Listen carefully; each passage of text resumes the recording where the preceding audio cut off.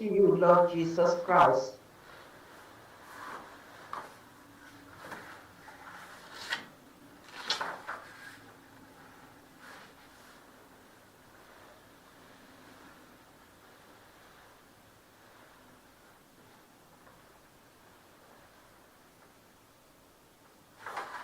We continue our reading of Pope Francis's encyclical letter from the very end of last year. He loved us, dilexit nos, on the human and divine love of the heart of Jesus. Fire, paragraph 24. All we have said has implications for the spiritual life. For example, the theology underlying the spiritual exercises of Saint Ignatius of Loyola is based on affection. The structure of the exercises assumes a firm and heartfelt desire to rearrange one's life, a desire that in turn provides the strength and the wherewithal to achieve that goal. The rules and the compositions of place that Ignatius furnishes are in the service of something much more important, namely the mystery of the human heart. Michel de Certeau shows that the movements of which Ignatius speaks are the inbreaking of God's desire and the desire of our own heart amid the orderly progression of the meditations. Something unexpected and hitherto unknown starts to speak in our heart, breaking through our superficial knowledge and calling it into question. This is the start of a new process of setting our life in order, beginning with the heart.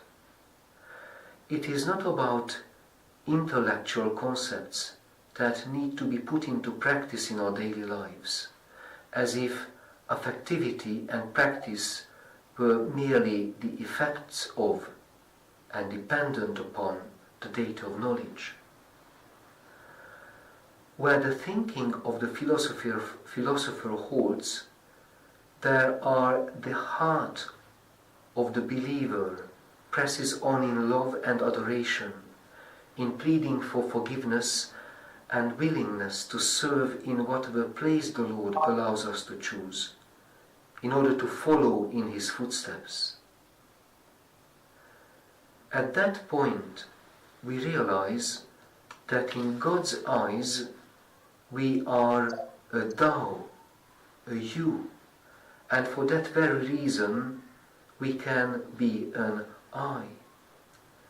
Indeed, only the Lord offers to treat each one of us as thou, always and forever.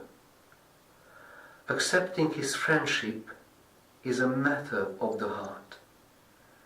It is what constitutes us as persons in the fullest sense of the word. Saint Bonaventure tells us that in the end we shouldn't pray for light, but for raging fire. He teaches that faith is in the intellect in such a way as to provoke affection. In this sense, for example, the knowledge that Christ died for us does not remain knowledge, but necessarily becomes affection, love. Along the same lines, St. John Henry Newman took as his motto the phrase cor ad cor loquitur, since beyond all our thoughts and ideas, the Lord saves us by speaking to our hearts from his sacred heart.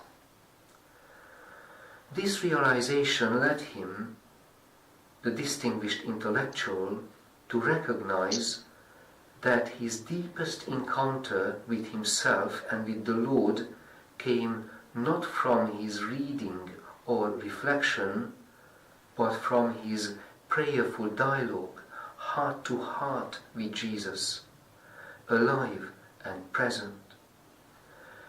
It was in the Eucharist that Newman encountered the living heart of Jesus, capable of setting us free, giving meaning to each moment of our lives, and bestowing true peace.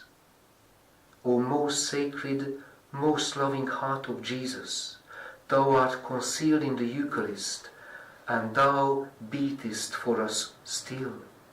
I worship thee then with all my best love and awe, with my fervent affection, with my most subdued, most resolved will.